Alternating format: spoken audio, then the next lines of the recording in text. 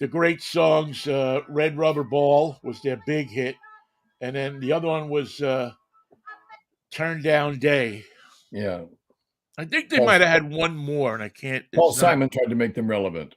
Yeah, yeah. Well, he wrote Red Rubber Ball, and I guess he was managing them or something. It had something to do with. He wrote it in the subway on the way to the Brill Building.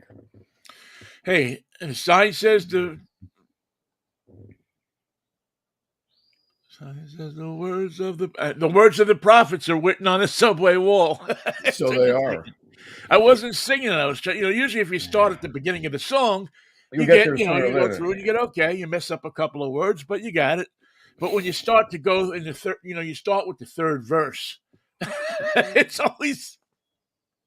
I remember a guy named Rick Toole went to my high school, Redwood High School in Marin County, California. And he was a folk singer. He was the real deal. He played in the clubs. He knew all the finger picking. He really had the style. He was a couple years older than I was. And he said, there's this song that I want to sing called The Sounds of Silence. And he had the original version before they added the electric guitars. And he said, yeah, Simon and Garfunkel. I go, who? Oh, wait, who? How many people is that? It's just two. The little guy Simon, the tall guy Garfunkel. And the words of the prophets were, that's the first time I heard about the subway walls. Before I had ever seen a subway wall. I was the innocent kid from Marin. I didn't know from the big city. I didn't know from the Apple. I didn't know how to walk down the street. I didn't know how to buy a subway token. All these things I was about to learn and learn well. And you learn with pride when you acclimate yourself to New York and learn how to get around town without being a damn fool. You learn how to walk down the street. And you know why they have a song called The Sunny Side of the Street? It's far better side to walk on. You got two ways to get downtown. One side is sunny. What are you going to do? Well, that song, I remember the first time hearing it. And because I had known some of those things, it was really interesting. We're talking about The Sounds of Silence, Simon and Garfunkel. By the way, I'm New York Vinnie. He's Michael Knight. We do this every Monday, Wednesday, and Friday morning at 10:10 or thereabouts. We stay with you for an hour to keep you from going insane. Vinnie bought stock in Simon. I bought stock in Garfunkel. Vinnie's a millionaire, and I am a almost actor. Well, Garfunkel had a decent career. I mean, he didn't do what Paul Simon did, okay, but he had a fairly decent career. Appeared in some good movies. Had a few hits, and one of them was not a gift necessarily, but Paul Simon realized that he couldn't sing Bridge Over Troubled Waters the same way that Artie could. Right. And although they had their differences, Simon said, "This is Artie. You sing this one. You've got the high voice for it. You've got the emotion for it that I don't have. I have a lot of things going for me. There's no shortage of talent, but not everybody can sing every song. You just can't. You don't have unlimited range." And it was a great move by Paul Simon because it became a greater hit as a result of it. So their biggest song. I think their biggest song. And my favorite song by Paul Simon is American Tune. And I send everybody back to YouTube right now to watch American Tune with Paul Simon and Willie Nelson, just the two of them. Top flight, two real pros doing a good job. Understated, emotional. It has everything to do with what's going on in our world today. It was a song about its time, but it aged well. It remained appropriate to what we're going through now as a nation, and beautifully written, really emotionally bare and wide open. And it's not a bad way to start the day. Don't turn us off, but when the show's over, go to YouTube, check out American Tune with Paul Simon and Willie Nelson. Yeah, great song. Yeah, they cranked out so many songs, from 65 to 68, 69. And after that with Simon, and Garfunkel doing separate albums, but they always sounded like Simon and Garfunkel. Sure.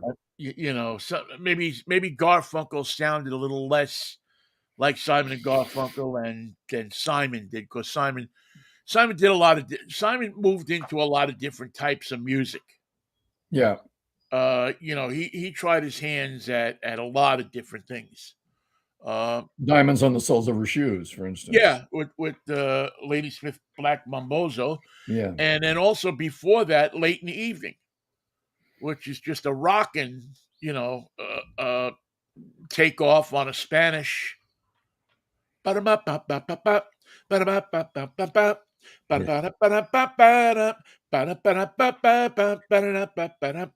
back during the time when Simon was doing the songs around 50 Ways to Leave Your Lover, he brought some of the great studio musicians into the Columbia Studios in New York, Steve Gadd among them, and really did a wonderful job with putting down the basic tracks in a way that he hadn't done before. He had always used studio musicians here and there and around with the producer Roy Halley, but this was a way to commit to a brand new rhythm section to get a different sound, and they did get that different sound. Well, Columbia, put all their money into that. Not all their money, but they basically had carte blanche. After Wednesday morning 3 a.m., they were told, you just go in there and do what you want to do. The one thing we don't want you to do is nothing. Please don't do nothing. Do something. Right. Do we got a hit. something. You do something, we'll put it out. And they didn't have a bad album. No. They They didn't have a stinker. Yeah. They didn't have an album you said, well, oh man, this is like, And even the albums after they broke up on both sides, maybe Paul had, I'm trying to think if he had a clunker. But no, I mean, all of his albums, all the songs, Garfunkel did a lot of other people's songs. He got a little schmaltzy. He had the soft rock image. He did a great version. There we go. He did a great version of Second Avenue that was originally done by Tim Moore. And it's one of my all-time favorite songs. Really? Fabulous. Yeah. Yeah. Have you ever heard it? It doesn't come to mind. Since we can no longer say goodnight the way we did when we kissed last night. It's great, so you should listen to it. Second Avenue. There's a Tim Moore version, and then got some good rhymes. Nothing we can do on Second Avenue. Yeah. I can still remember you standing on the third floor landing. You promised me you'd never leave. Outside I was waiting. You said you couldn't be staying. I'll go back to my promises and my birds. Since we can no longer say kiss goodnight the way we did when we kissed that night. Yeah, it was a great song. I remember now. I'm getting it. They don't hit us with a copyright if we sing the songs, right? I just say I didn't sing it. I murdered it. There's a difference. I can truly say that. So anyway, as I was saying before the show, we were talking about the ad-libs and their follow-up song to Boy from New York City.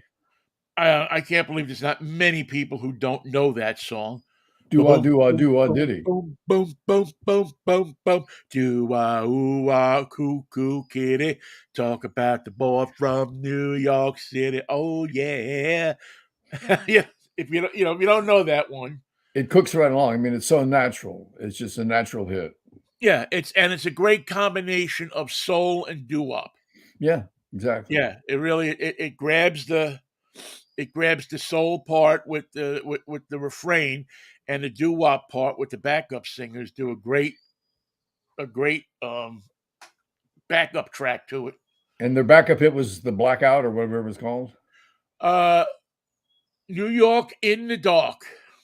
So New York had a blackout the night of November 8th, 1965. It was the first of two blackouts. They're going to have another one in the 70s, but this one was a It was wild one. it was a shocker. Right. Not as much as the one in the 70s. And it's funny, of course I was reading about it yesterday. People out of all of the whole Northeast being blacked out, New York City, Newark, all these places, they had two arrests. In 1977, when the cops, when the city blacked out, where were you when the lights went out in New York City? Right. There was rioting, there was looting.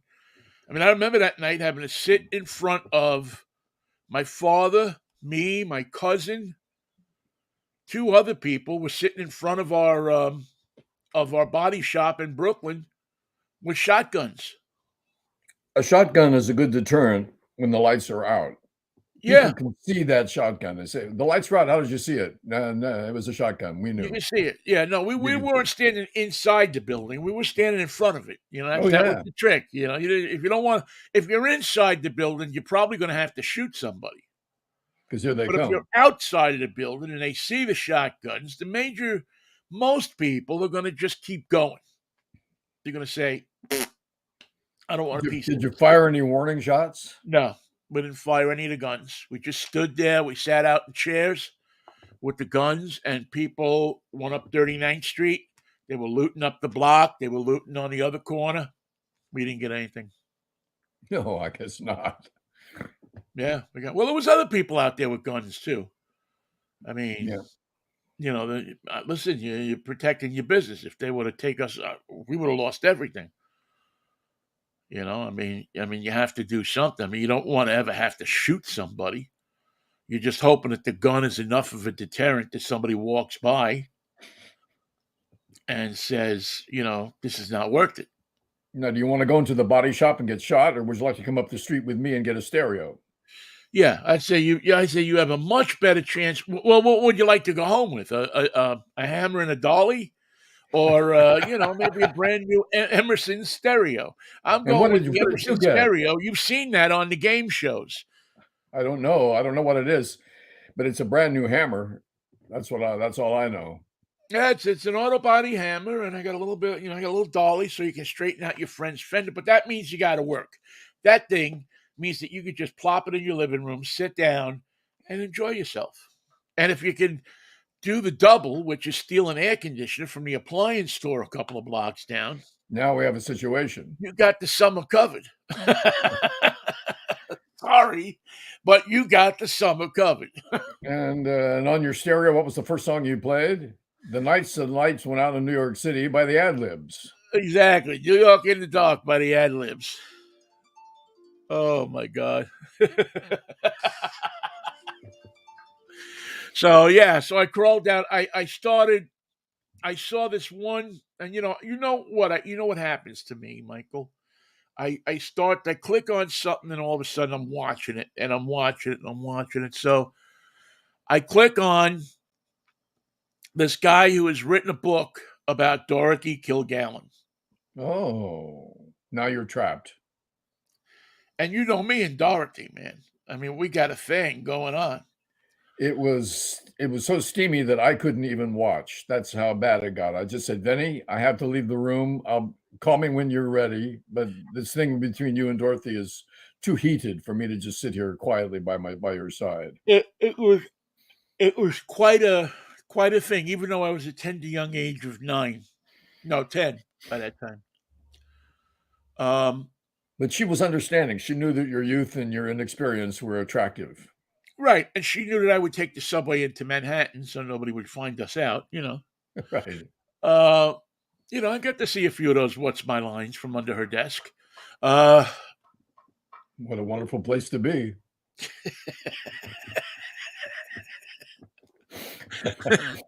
yeah, Arlene Francis, maybe not so much, but but Dorothy knew how to use the powder. You have to do the case by case, and figure out what exactly we're dealing with here. Anyway, Under the desk, my God, that is intimate. you hide where you're gonna hide, right?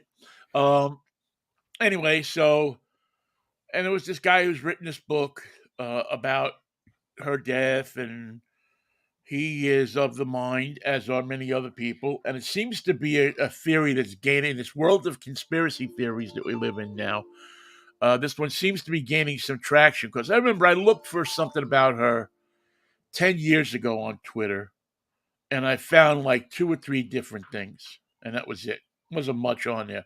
Now there are pages and pages. Why? What are the conspiracy theorists say? Well, she had she was an intense investigative reporter. Now, there's the first mistake you make with your career. Besides being a journalist, she was, she had the columns, and she had a famous feud going on with Frank Sinatra, and which is a guy you probably don't want to feud with. And um, she was friends with Marilyn Monroe, and Marilyn Monroe was, Here we go. hanging with the Kennedy brothers. So anyway, when so and she had become close to Kennedy. She had become friends with him. A confidant. Well, both Irish Catholics, I mean, she ran in those circles. So I guess when the war, when the assassination happened, she started looking into it because there were a lot of things that were being presented to the Warren Commission that just didn't figure. As we all know, they didn't account for a guy that was shooting a gun from over here. They didn't account for a guy that there's a puff of smoke here. That They didn't account for the fact that they couldn't shoot the gun that Oswald allegedly used that fast and that accurately. right, right. There was a lot of things that And listen, more and more as time goes on, I figure you couldn't have a conspiracy that big and nobody would say anything. But it seems to have held that way. It still appears that Oswald maybe could have been the lone person, but I don't. He could have been a lone shooter. Now, was there a conspiracy behind Oswald? Did somebody Was pay there for Oswald to go up there? was there no shooter from the grassy knoll? I think there had to be. Well, again, you could go back. You can go back into it and see, and read everything that's there and look at all the theories. There's enough to keep you occupied on YouTube for the rest of your life. And the main thing is the Kennedy brothers made some enemies in the CIA and And the in the mafia. military industrial complex, and where the two meet is a dangerous, violent place. Well, yeah, yeah. It was, there were, and it wasn't just to say that they were killed, but it's also to say that so many other people were killed. I mean, I forget the number, but there was something like 58 people that had information about the assassination were All killed gone. in the ensuing 3 years. Yep. People who had either testified or had said they would testify, or I guess a couple of days before her death, Kilgallen went to Dallas and interviewed Jack Ruby. Whoa. And she came out and told a couple of people that she had news that would crack the case wide open, that she knew what it was all about. And 2 days later, she was dead. How? And her file that she had was missing from the apartment, Of course. and nobody's ever been able to find it. Nobody's looking for it either. Well, there are people that are looking for it. There are there are these people, that have taken up her cause. One of them's a writer, and he's written two books on her. And there's now websites that explain the story. And it's interesting that evidently a lot of younger people are looking at her. I mean, when I say a lot, I don't know if it's hundreds or thousands or what, Some, but more than two or three. right? And what I find interesting is you don't see a lot from her kids. How many kids did she have? I think she had three kids, Uh-huh. and you don't see a lot They're, from. they're pretty mum on the situation. Yeah. So whether they fear for their lives or they just don't want to get involved in all the bull. Well, how did she die? Um, she died by an overdose of um, alcohol and seconal and tuinol. Downers. But when they autopsied her, they found a third chemical in her body, phenobarbital. That had been injected. So That's a lot of downers in one. Somebody would have yeah, to get up and write the next morning. yeah, it's a lot. Yeah, it's a lot of. It was a lot of, and the way they found her, they found her in the wrong bedroom in the house, and the hairdresser, who was her hairdresser for 20 years, went to get her up to get her ready, and he um he found her in a bed that she never slept in, with a book that she was reading, but the book was upside down. Yeah. It certainly was. It almost reeks of we killed We her and we want you to know about it. we staged it, but we staged it clumsily enough so that you knew we staged it. But we know we Right, staged it, and we know we staged it. right. And you know me, I've always had a fascination with her. In all seriousness, here, I mean, I've always had a fascination because she was this bigger than life figure She was on important. She was she on was she was television when I she was a was a kid. major media factor. Yeah, and I didn't have. And I mean, when I was a little kid, I knew she had written a column in the paper because my aunt and my grandmother would always read it, Mhm.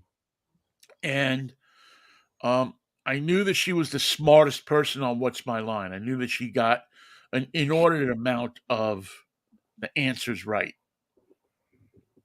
Who was As a number matter of two? fact, Ben and Surf. the night before she died, the first guest that came out, she single-handedly guessed her occupation. Like she just Wow. asked her question to question to question to question, and figured it out that she was a mayor of a town Wow. at a time when women mayors you Weren't the know, thing. Right. weren't the thing, weren't popular, and it wasn't something you saw every day. So When it's when Dorothy Kilgallen died, was it viewed as a mysterious death immediately, or did that grow later? no, because they had, and I remember this from my aunt and grandmother. They There was rumors around that she was a drunk, that she was drinking a lot, that she was taking pills. That was the thing in New York, though, wasn't it? That was the Yeah, well, it thing. was thing in the entertainment industry. I mean, the same Yeah. rumors. As a matter of fact, Dorothy Kilgallen's death cocktail was the same as Marilyn Monroe's. Ooh.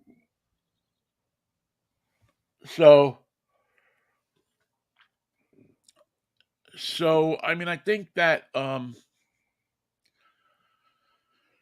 yeah, I think that it was, you know, they had tried to put this image out there to smear her. I mean, I guess that she was a drinker. I mean, I wouldn't say she wasn't a drinker, but I don't know about the pills Well, really. she grew up in New York in the age of the martini, the Manhattan, and the Seconal, the Yeah, I the, mean, the she Mill grew up in New House. York in the 30s, in the 40s, and the 20s even really. One of the aspects of her life that we don't have anymore is that there was a period of time there where only the good people, only the how can I say this? Nobody was killing, nobody was taking pot shots at Donald Trump. Nobody was taking pot shots at Ron DeSantis. These guys operate in a world where there are no assassins.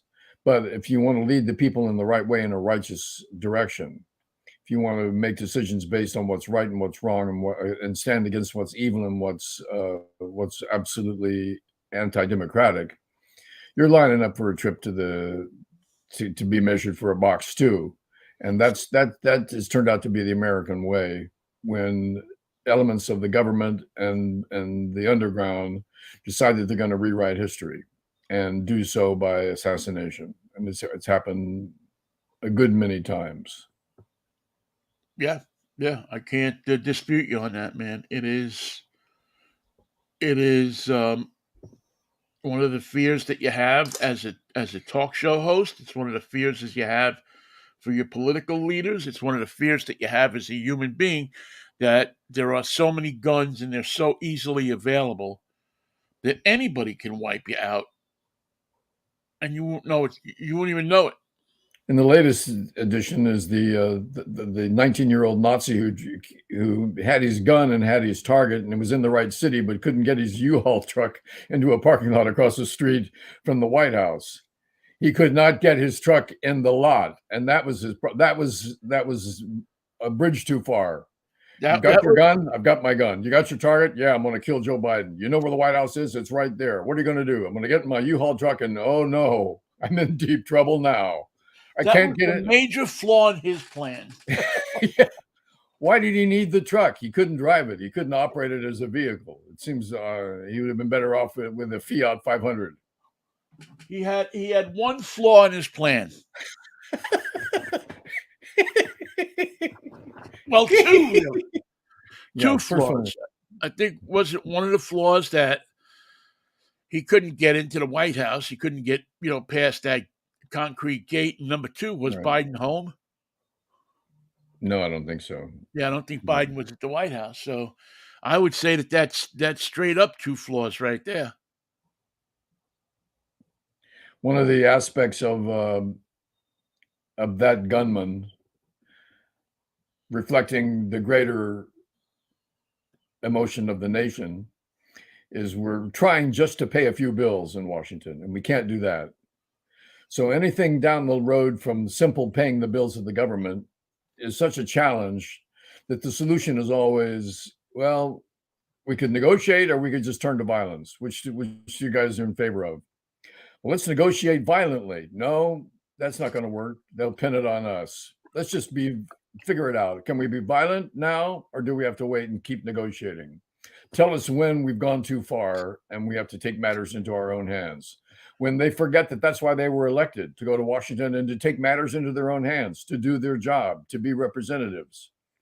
And I remember not so long ago when the term great man applied to a lot of the senators, regardless of what their real function in life was and what their real beliefs and what their real power was based on. They were considered great men. Everett Dirksen, as it comes to mind.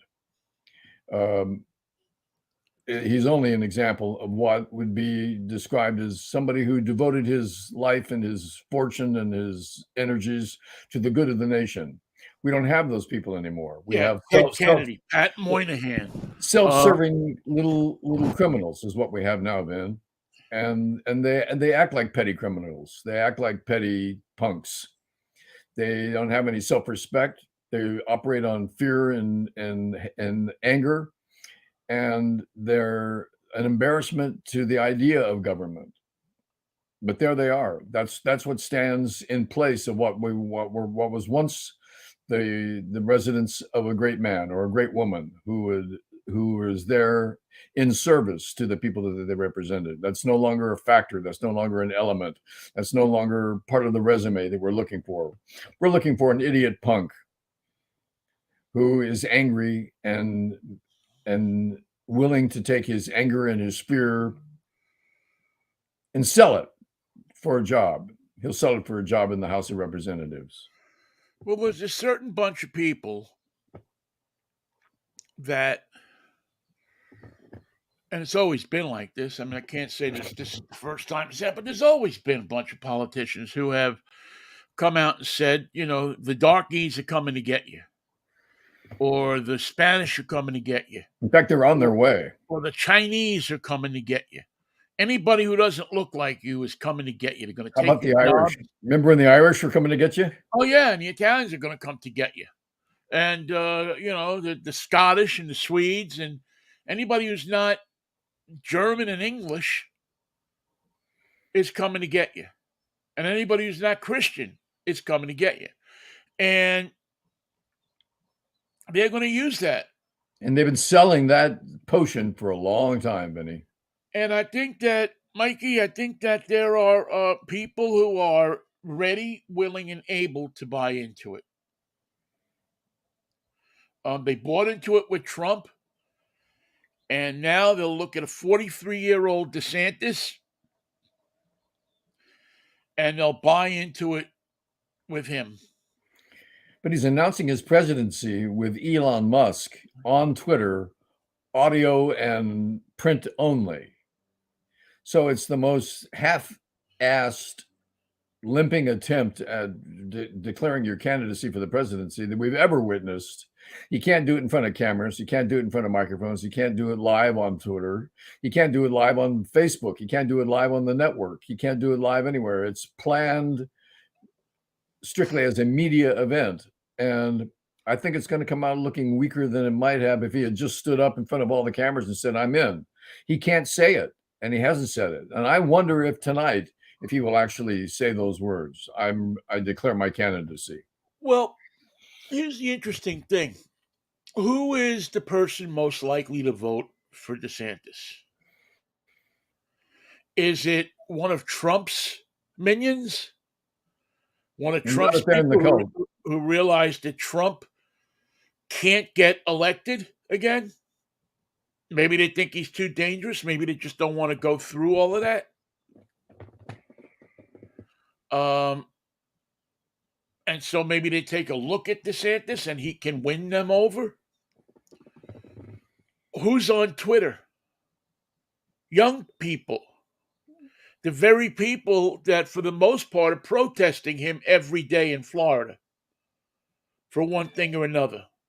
And Musk as well, who has a terribly negative profile. So, I mean, I think you could make the case that, well, this is where you have to meet these people. This new generation, this young generation, and he's probably going to try to sell his age as much as popular. He would be the second youngest president ever to be inaugurated if he were to win.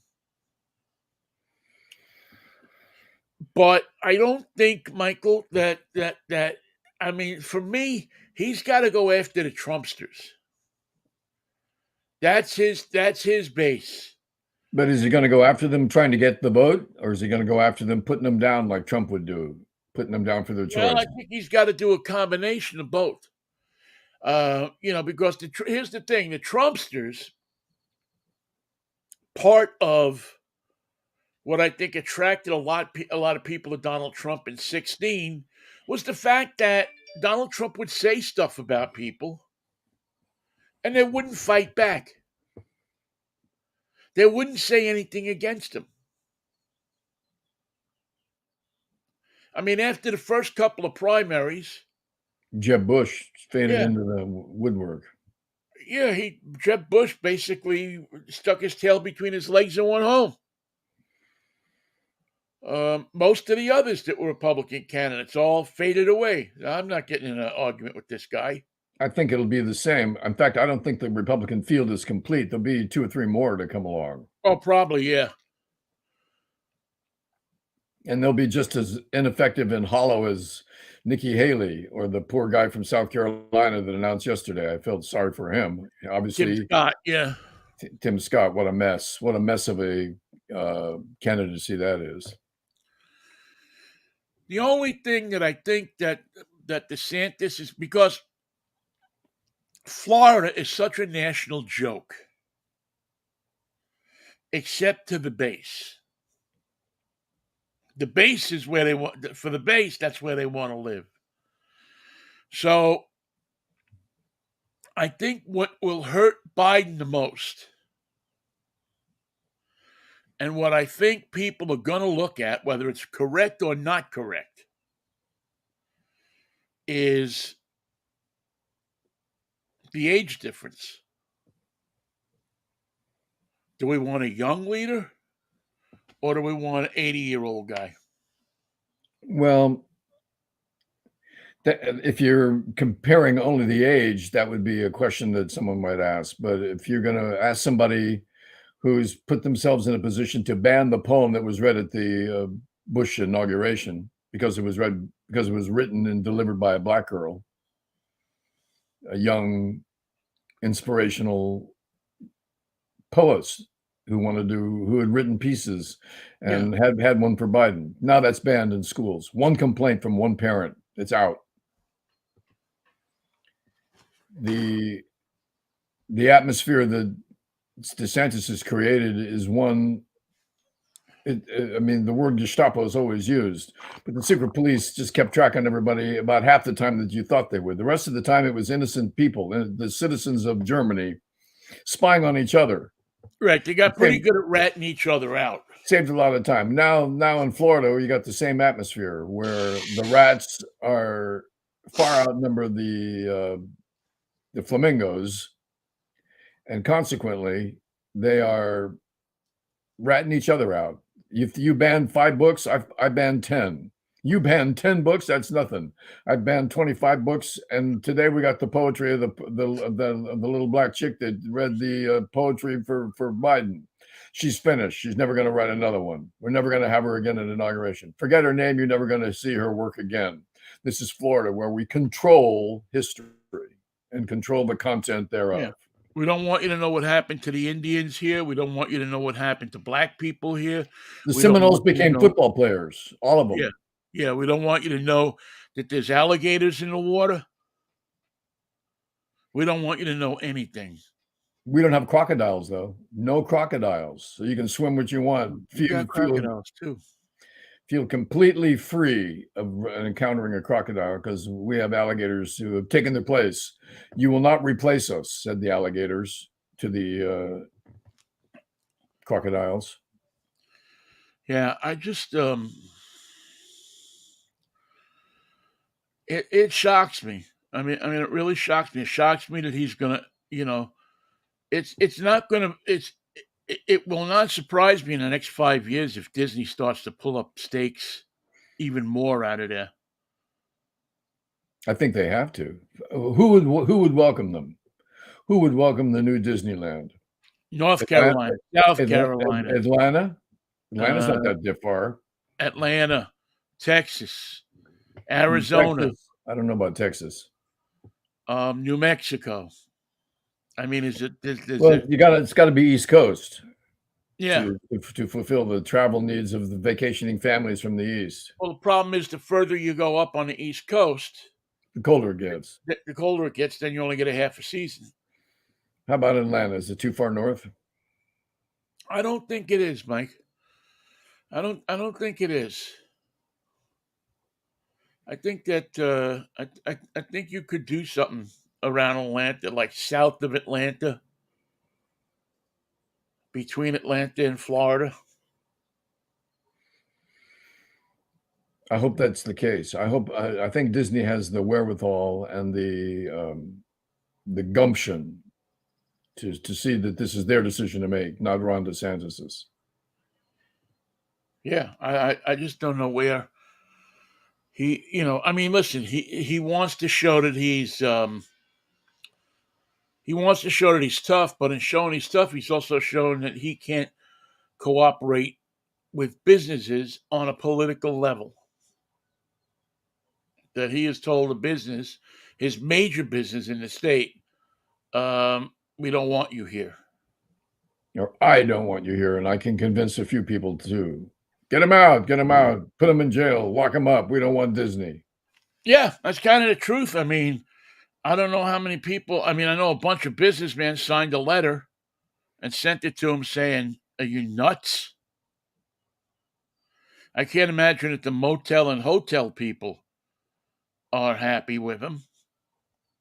I can't imagine the apartment developers are happy with him. But like a good Republican, he will refuse to back down. He will not change or alter his demands one iota because that's his strength. Strength in what? Strength in being unreasonable. Strength in being loud and disruptive. Strength in being mean and power hungry. That's the guy we want for president. No, I don't want him. And what would Disney say to a candidate like that? Which now would, if he were elected president, they would endanger their businesses everywhere within the United States. Well, he's got $100 million in his war chest so far. So that tells me that somebody's liking him. It's a bet. It's just a bet.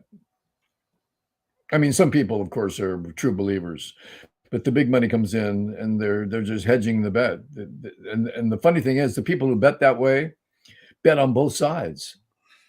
Yes, they do. Yes, they do. It's a great point. Is somebody that doesn't just give you $100,000 check. Oh no. Somebody gives you 100,000 and gives your buddy 100,000 that you're running against, and gives somebody else 100,000. And the guy, in fact, they might give 200,000 to the guy you're running against just to keep both of you honest. Yeah, it's pretty amazing when you think about it, and they don't feel bad about it. No, they do this every election. Your name's not important, buddy. We're just betting on your spot in the crowd. It is pretty. It is pretty amazing, Michael. It is very. Well, we'll see. I'll be interested in hearing what he has to say tonight. You I mean, can I'll listen to it. follow along on Twitter. Well, you know what? I'll probably wait until CNN replays the whole thing or something. Funny thing about DeSantis, and you would think it would come naturally to some politicians, and it does to the guys who know how to work a crowd, know how to walk into a diner and talk to everybody. DeSantis has none of those skills. His ability one-on-one with voters is harsh and a little embarrassing to watch because he's not getting better. He's not picking up any pointers. He hasn't learned from the pros how to kiss a baby and shake hands. He's awkward at it, and he's insensitive to the fact that this is a real human being who's judging him. You're running for president? Really? Well, sit down here and have a lemonade with me in the diner. No, not doing that. We're moving along. I need your vote. He is abrupt and doesn't listen to whatever the other person is saying.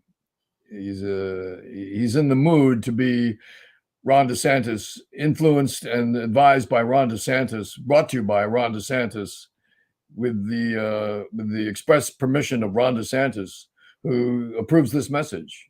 Who does? Ron DeSantis. Well, don't you think that? Yo, Vinnie, what are you driving this week? Stop that. I don't know how that happened. Hey, Vinnie, what are you driving this week? I thought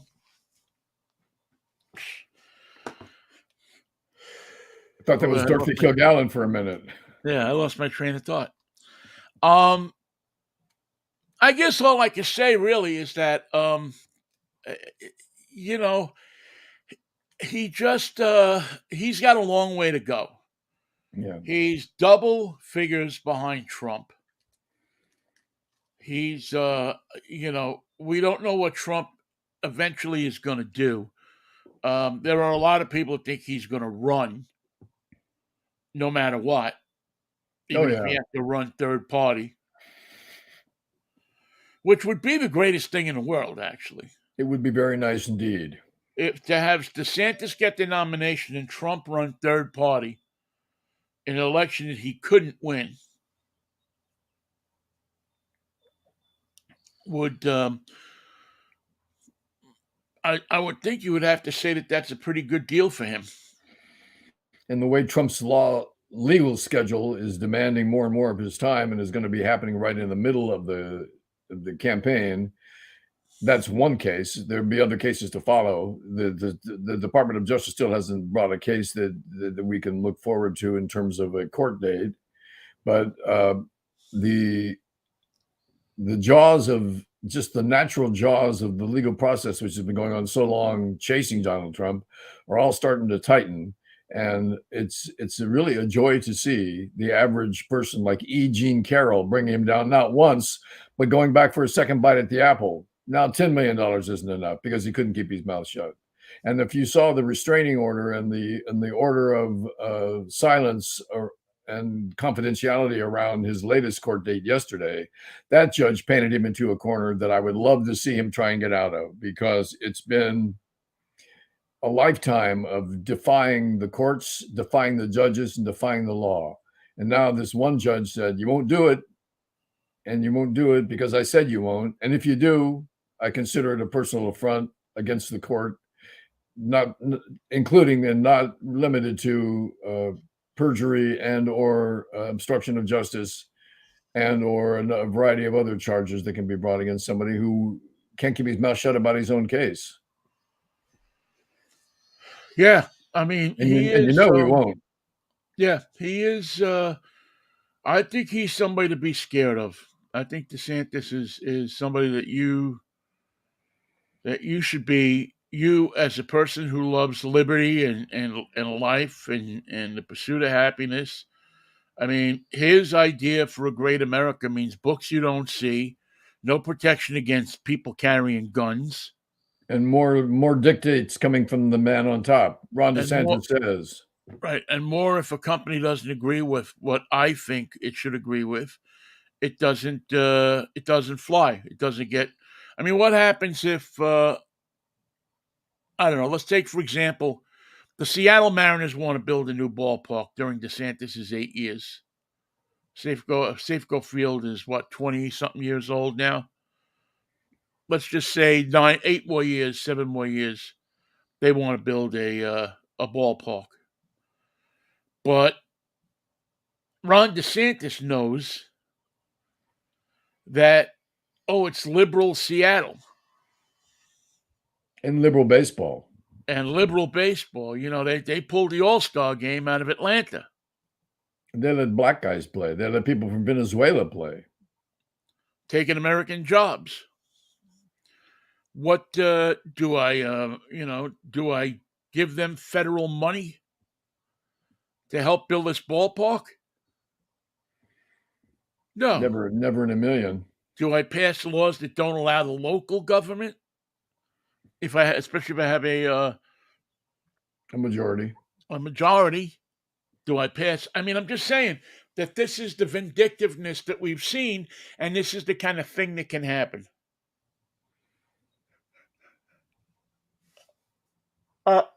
I don't know that the Mariners are going to need a new ballpark in the next 5 years. So don't go crazy sending emails. What are you talking about, Vinnie? But it certainly stands to reason that a case like that could present itself, where some type of federal funds would have to get involved, or a clamp could be put on federal funds that are administered to a state or a municipality, and those funds to be used, for a ballpark could be pulled. Ron DeSantis is not going to be anybody's friend when he's in office. He's going to be everybody's enemy, and that's because that's the way he views life. A series of enemies. That among other things, is his comparison to Donald Trump. Hateful, fearful, unreliable people, always ready to fly off the handle. And speaking of baseball, I want to thank the San Francisco Giants for winning 3 in a row, and I want to thank the New York Mets for sending us Michael Conforto, the right fielder, who's been hitting home runs. You should thank Oregon State University for him. And it's been a great marriage. We've got a couple of rookies that are helping us win. and some reasonable pitching, and so we have a little bit of a streak going. Patrick Casey, and Casey Schmidt, and Patrick.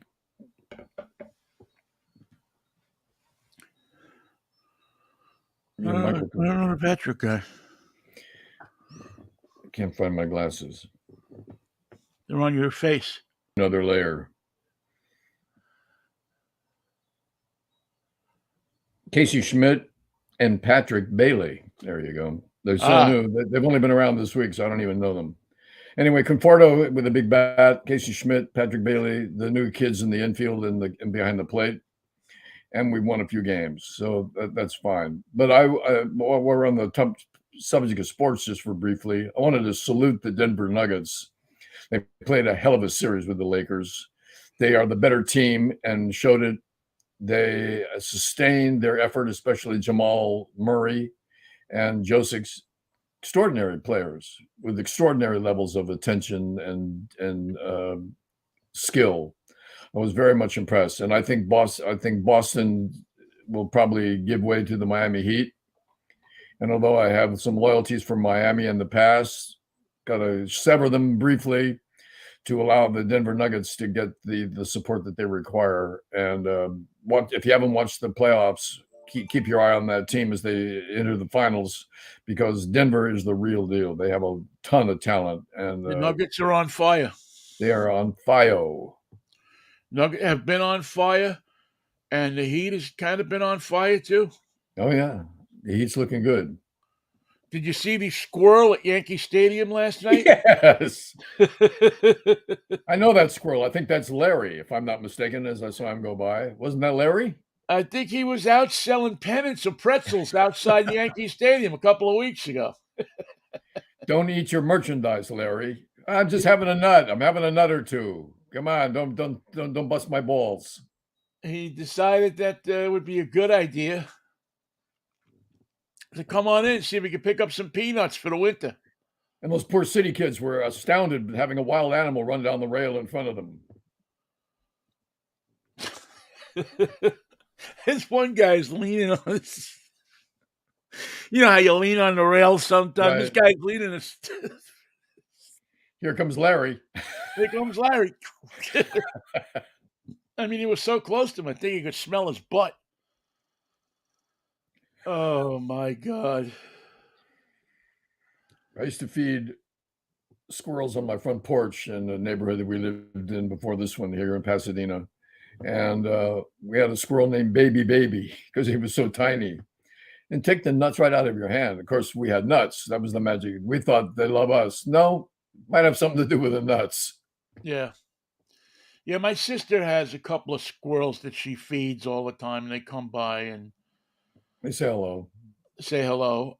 I don't, I'm not crazy about that because I don't know, squirrels have rabies. Well, they can have rabies, right? Mostly they have fleas. I think that would be their major contribution to the unhappiness of the household.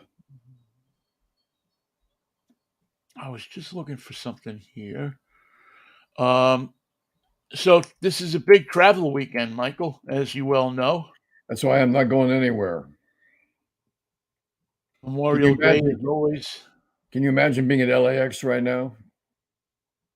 Nobody's wearing a mask. Everybody's going someplace to have betting their weekend on having more fun than they would have had if they had just stayed at home and gotten beer.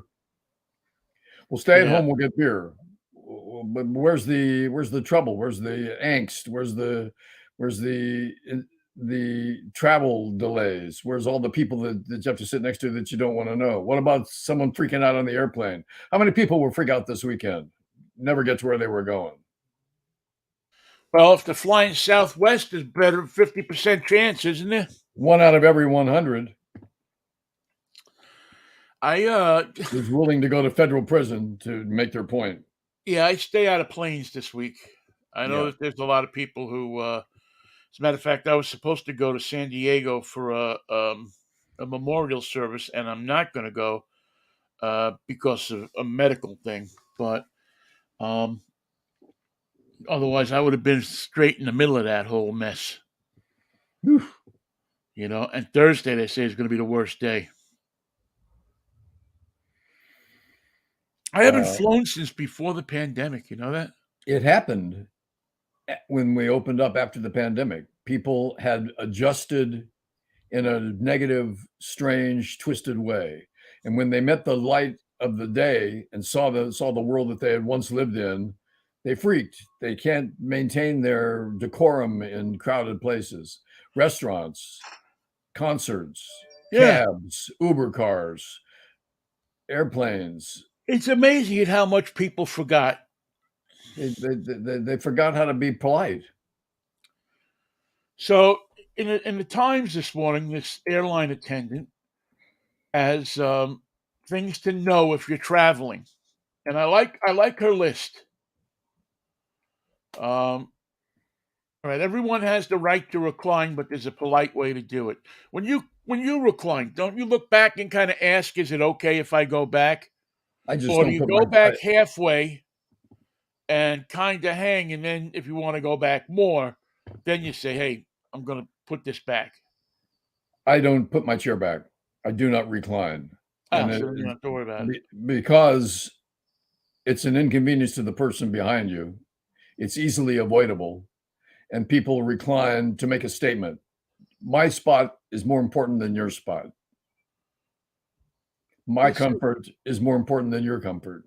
What I Yeah. do is interesting. What you do is garbage. And here I come. Here comes my chair and with me in it. Oh yeah, I hate because I'm a big guy. I always get the chair right in my chest. Yeah, It's uh they one other thing you need to do is clean up after your kids. damn right. Yeah, how many times do you see that? Jeez. Um, Nobody wants to hear your FaceTime conversation Nobody or your wants to hear phone anything. conversation. We don't want to hear anything you got to say in any Bring language. headphones. Uh, the middle seat gets both armrests. That's a tough one. You can get Ooh, into a fight. ooh! I didn't know that's the rule, huh? Yep, you could get into a fight over that one, and I almost have a couple of times. Let's see. Keep your socks on.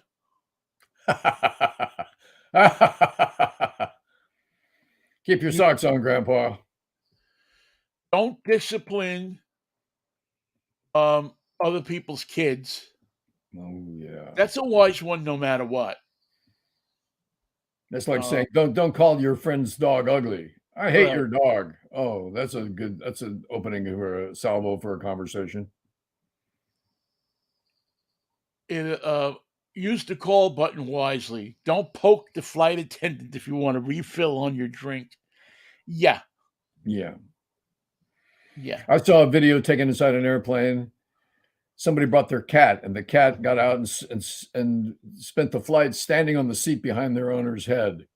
And it was a sensation. The whole plane was watching. Look, the cat. What's he doing? Nothing. He's being a cat. Isn't this fantastic? Isn't this amazing? We've never seen such a thing. Now, if it had been a striped lemur, I'm sure they would have been a certain level of sensation as well. But a lot of people bring small dogs on planes, or sometimes even service dogs that are larger, like a German Shepherd. Yeah. But a cat, I've never seen a cat on an airplane. And this one cat stole the show. Yeah, I would think so. Although I'm never a fan of loose pets around airline cabins or Around places like that. strangers because they do what they do and they're gonna make a move for it. Wouldn't that be safer under that chair up there, five Yeah, rows ahead? yeah. Keep that thing under the seat Carry on. in its carry bag. Discuss your seating issues before you get on the plane. Uh, Always ask them if it's possible to change your seat. Uh, so the gate agents is always the best place to do that. Call the airline before coming to the airport if you need to change things. I always check off because I have trouble walking. I always check off for the disability seat, and I get an aisle seat most of the time. Good. Very few times I've had to I've had to sit because they reserve a couple of aisle seats for people with disabilities. And they may know ahead of time how many wheelchairs are going to be brought to the gate for people who need them for getting around. Yeah. And then here's a good one. So if you're on an airliner, Mikey, and somebody comes up to you and says, "Hey, could you switch your seat with me so I could sit next to my wife?" What do you say? Probably, if I'm alone. Even Is if your it's a middle seat on the other end and you're in an aisle seat. well, I don't know. I don't know what my response would be. What does she recommend? No, you do not have to switch with someone who asks you. If you have paid extra for your seat, or even if it's just an inconvenience, you can kindly say no. If it's advantageous, like trading a middle for a window, or you're happy to help, please go ahead and swap. But there's no requirement that you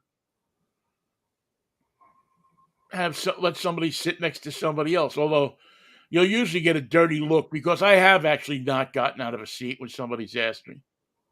I've actually said to them, "Listen, I got a bad leg. I have to sit where I can put my foot out into the aisle. I can't do a middle seat." Right. Well, that's Um, fair. but the guy gave me dirty looks the rest of the way. You'll be okay. Yeah, he'll live. That's what I said to him. He'll live. And what's the final one? The final one is something that, good Christ, if you don't know this by now, we need to send you somewhere to a camp to learn. Uh, Flush, please. Uh, I do not want to flush your deposit. Neither does the passenger after you. If you can't find the button, please look for it. I guarantee it's there on every airplane. Yes, it is. Now you put the toilet in, but there's no button on this one. What were you thinking? My mistake. I knew there was something.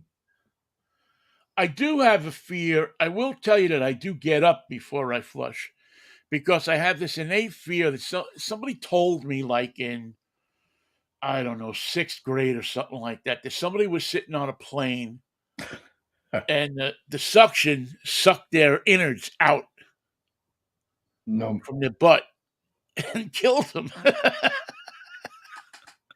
So to this day, I stand up before I flush.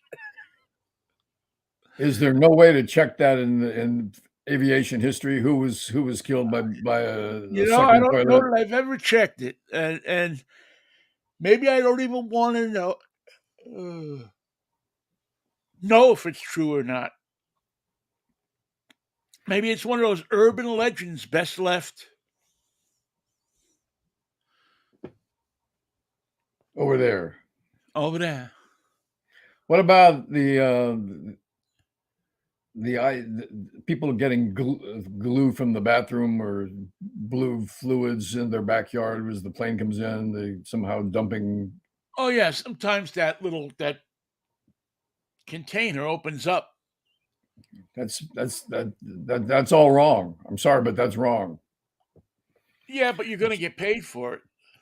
If you're on the approach, hey, it's Mr. Schmedley over here, and on the approach to Burbank Airport, yeah, we know he Yeah, dumped a load. you He drop the dumped a tank. load. I'm sorry, you'll get the check. We get the check. We'll send somebody out to your house to clean it up. I'm sure there's a whole compensation system for that set up. As a matter of fact, And tell the guy in the private jet we saw him dump his load too, so we want another check from him.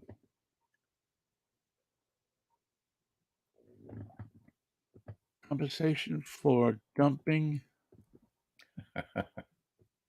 fluid Toilet fluids. from a plane onto private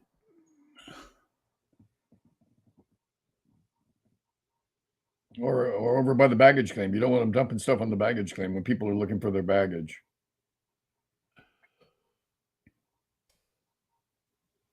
Let's see. Compensation for dumping fluid from a plane onto private property. How much can we get? What's the average payout, I guess?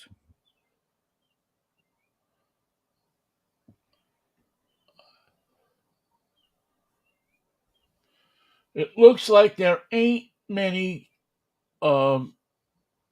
great matches for your search.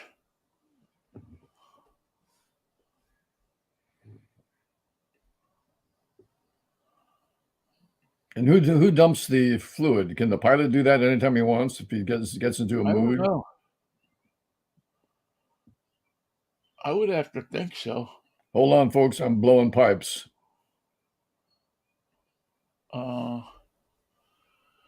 USC. This is your captain. I'm getting ready to blow the toilet fluids. If anyone wants to look down and see the reaction on the ground. See, now I see fines for things like the Florida legislature.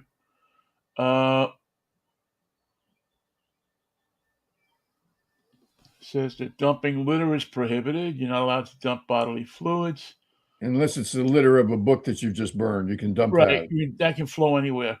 Punishable by a civil penalty of $150, from which $50 will be deposited into the Solid Waste Management Trust Fund. Ooh, $50. Whoa, we're floating now. By the way, you know who started that fund? Tony Soprano. He never gets the credit. Yeah, he could have. His psychiatrist told him he'd feel better about himself if he gave back to the community. And he said, $50, you can count on me. Let's see, January 14, 2020, shortly before this plane landed at LAX, it dumped what's believed to be fuel on an elementary school playground. Not to be taken personally. It was business. It was not personal. It does. Yeah, there's no. I'm sure there's probably if I had LexisNexis, I could. Well, if the Memorial Day weekend's coming and you're thinking about traveling and you think the airport's too crowded, I recommend the man from Long Beach who tied weather balloons to his lawn chair and went up to like 20,000 feet. He took a gun with him to be able to blow out the balloons and gradually descend, but he lost his gun on the ascent. Because that fellow, when they cut the line, he took off. Whoop, he went to 20,000 feet in a hurry, and he was in the landing pattern at LAX instantly. What kind of seat was he in? He was in a aluminum folding lawn chair that you would find at any garden shop. You got to think it's over when that happens, right? Yeah, he had the whole thing planned. He had a couple drinks. He tied the balloons to the lawn chair. He had his BB gun in his lap. He was ready to go. One last drink. Cut the wire. Whoop! He took off like a weather balloon and was in the landing plan at LAX within 5 minutes. They were diverting planes, wondering who the hell he was. Does this man pose a risk? I think you'd have to say he does, in case he ever does this again. And he landed. He didn't die. He landed safely. Hard to believe, but how did they get him down? The balloons, under the pressure of the altitude, lost the helium, and gradually he came down gradually. Wow. He was lucky. He was up there a lot longer than he wanted to be. Yeah, one thing he did, he thought if it was 80 degrees in Long Beach, it was going to be 80 degrees at 20,000 feet, and he found out that's not the case. Yeah, it doesn't work like that. Well, he's a man that science failed, or maybe science was on his side that day. Well, science was certainly proven. So you say this helium is lighter than whoop? Yes, it's lighter than air. All right, now let me see. I want to see if this works. While I drum this up here, let me see if this works. So we do this. Okay, we add that to string. you see that? I do see it. And here comes Vinnie, and it looks like a Kia. That's a Kia. I want to see if this actually works. It does. It is a Kia.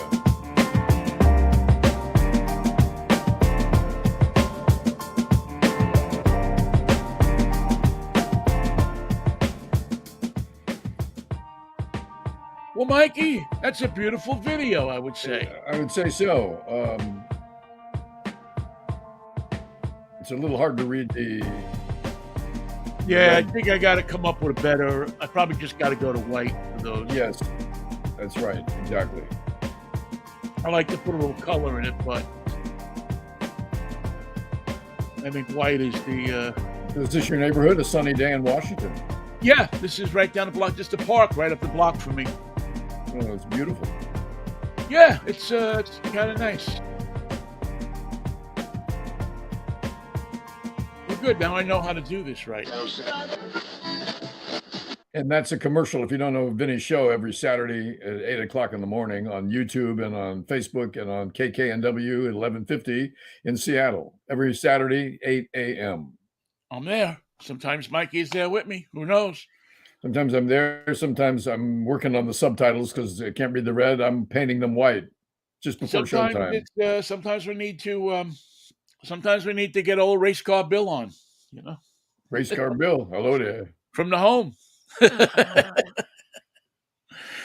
All right, man. He had the room next to Lucky Venus, but Lucky played the radio too loud. There was always something with him. He played the ad libs. Do diddy. Talking about the boy from New York City. From New York City. Boom, Yeah. ba-da-doo, ba-da-doo. And that was good for Lucky, but Race Car Bill, No, and not to be confused with New York's a lonely town, especially when you're the only surfer around. The only surfer boy in town. Yeah, that's another one of those gems about New York City. Many songs. Get a motorized surfboard. I'll meet you on the west side. We'll try surfing the Hudson. Well, they do the windsurfing in the Hudson. Yeah. Till you come across a petrified forest coming down the river from upstate. Yeah, they do the windsurfing. And there used to be a race. You know, the Hydros used to race on the Hudson. When was that? In the 50s. And I think maybe the early 60s. Where the heck do they race these days? Besides Lake Washington, there's the Detroit River has a race. Detroit River, there's one in Indiana. And they race out in Long Beach? Tri-Cities. Yeah, right. I don't know if there's any other ones. They should try to do a New York one. I mean, I think it'd be a hit in New York. A holiday race on the Hudson. Or race from the Hudson to the east, race from the west side to the east side. You got to go around. Well, you know that I think they actually did have a race like that. I think they did have a race around Manhattan. Woo, that's a good one. I think the time for it was 48 minutes. That's moving. And I think Guy Lombardo won it one year. Did he have the orchestra or did he do it alone? Oh yeah, he actually had hydroplanes. Wow. Yeah. How many red jackets do you think Guy Lombardo had? I mean, we know at least one. A new one for every New Year. Yeah, of course. The problem is that you couldn't see that they were red until 1965 or 66. And then only if your father went out and stole a color television set. And quite frankly, Guy Lombardo was well known, but as bands go, I would go with the ad libs over him any day, but that's just me. Well, but they had two songs. Guy could play anybody else's songs. It's true. And he was always good for the ones he had to play. Guy was a good soul. I think. I don't know. I really actually don't know if he was or he wasn't. How many guys led a band that was famous for New Year's parties and also had hydro races? Just it's an Not unusual many. combination. Not many. You see Harry James in one. You didn't see Glenn Miller in one. There was one guy named Oberto who made salami, and he got into it for a while, but he didn't He have a got band. into it. Art, I think, still runs. I think he still runs a hydro. And then I have the Atlas van lines. I have a model of that Oh, yeah. hydroplane sitting out here in the backyard. What was the one that had the Hawaiian name? Haikailani. Hawaiian Kai. Hawaii Kai, yeah. Hawaii Kai. It was, and then it was, of course, the we win it every year, no matter what. Miss Budweiser with Bernie But Little and Chip Hanauer. you guys weren't in the race. Just shows you how good we are. We won. Yeah, we won around last night and did it faster than you could. And everybody would say, "Yes, Bernie. Yes, Bernie." Or did anybody call him Boyne? Probably not. I think maybe. Hey, Bernie, go over here. Bernie, I want to talk to you on the show. Come here. Come on, do the show. Come on, do the show, Bernie. Sit down. Well, you're not from here, so you don't understand. It's true, but you're going to help me understand. You're going to help me understand. All right, man. I think Okay, we'll let wrap it go. it. Okay. No, we'll say we'll let it go until a Freaky Fractious Friday presents itself. Yes, a Freaky Friday. Hopefully, my throat will feel a little better, and then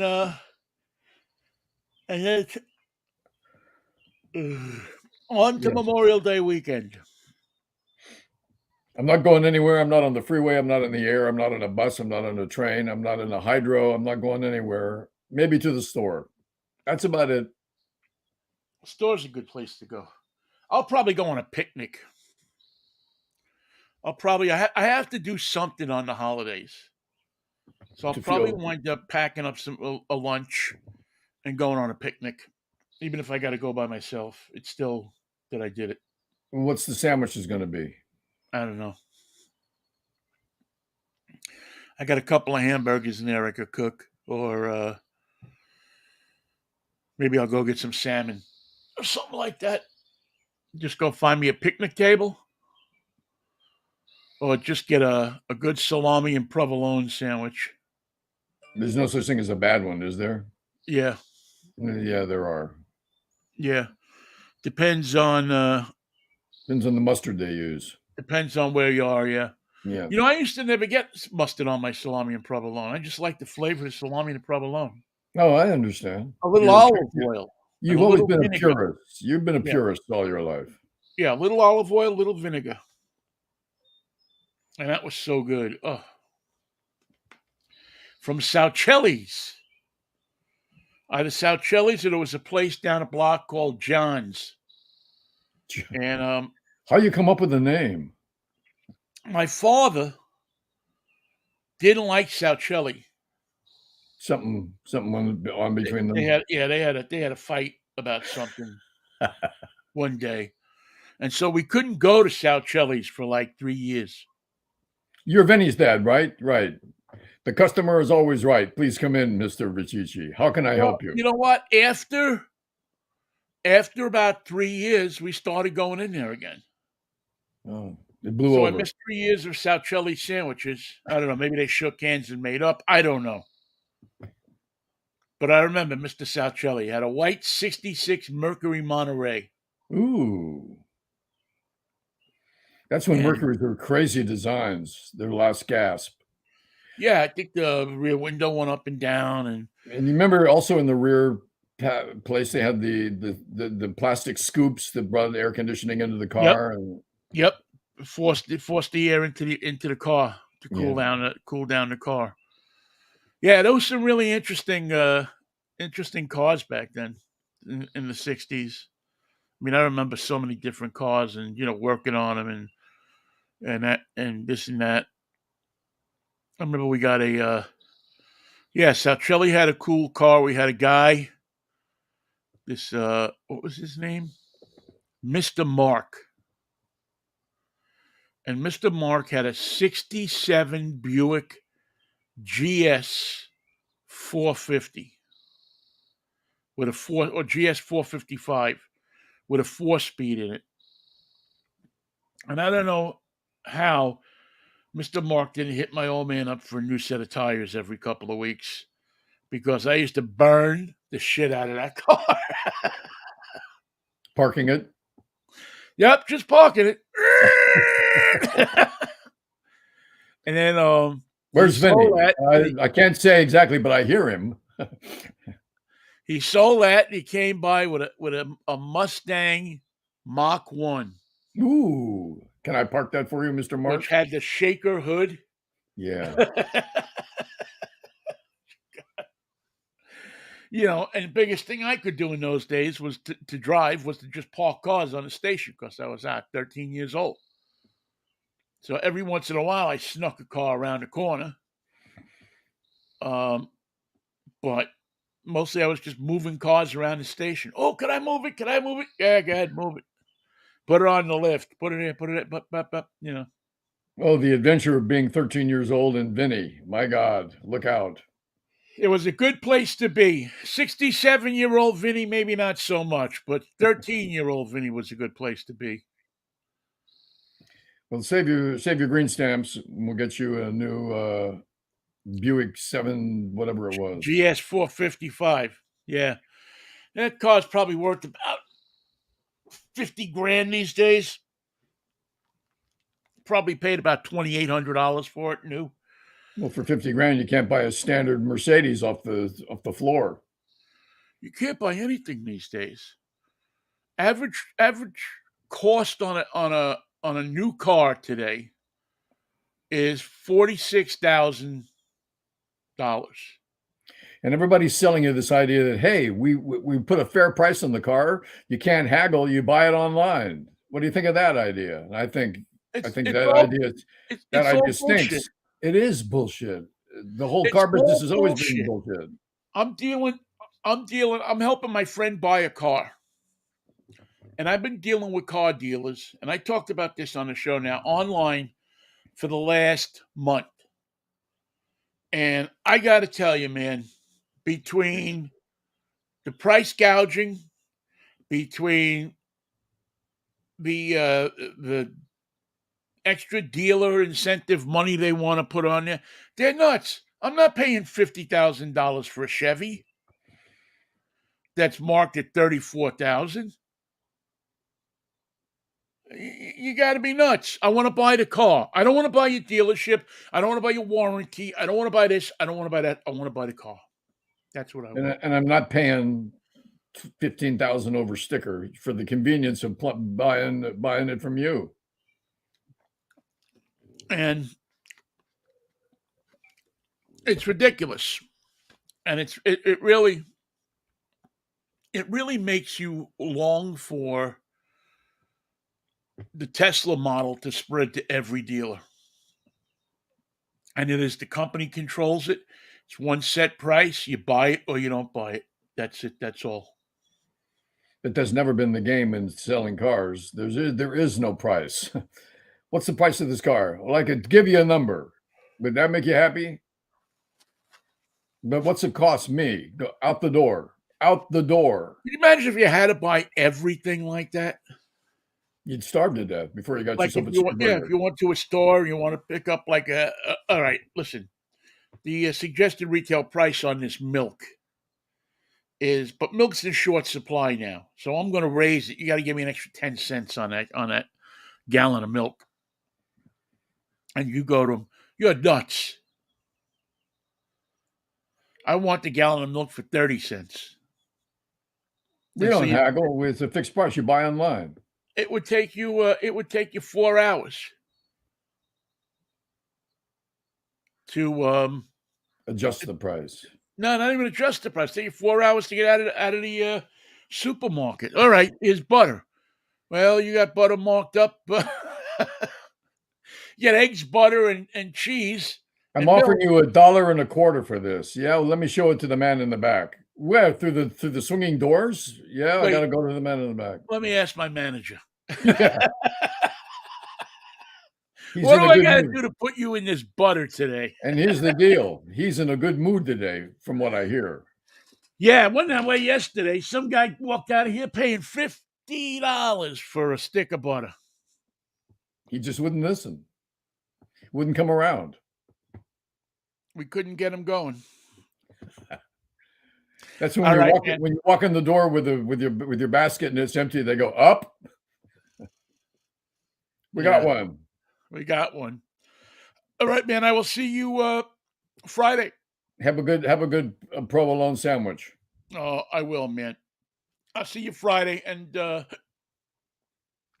If the of creek course, don't if the rise, Lord's willing and the creek don't rise.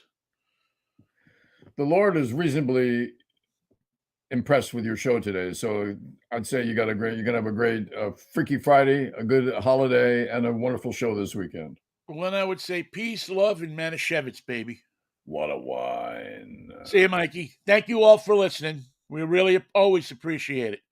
And if we don't see you on Friday, have a good holiday.